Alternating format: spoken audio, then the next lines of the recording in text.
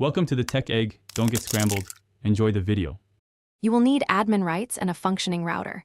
Once ready, plug in an Ethernet cable if available because wired networking is easiest. Next, open Settings, go to System, then Recovery and choose Restart Now under Advanced Startup. After the PC restarts, navigate to Troubleshoot Advanced Options Startup Settings and click Restart.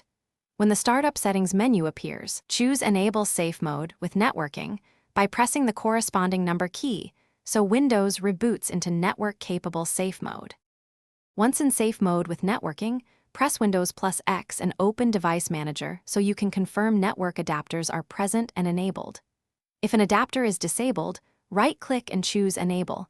If drivers seem old or missing, choose Update Driver and allow automatic search. Make sure to scan for hardware changes from the Action menu if the adapter isn't listed. This forces Windows to rediscover devices. If you're using Wi-Fi, open Network and Internet Settings to see available networks and ensure the wireless adapter. Now connect to your network. Plug Ethernet for the most reliable result or open Settings Network and Internet to pick your Wi-Fi and enter the password.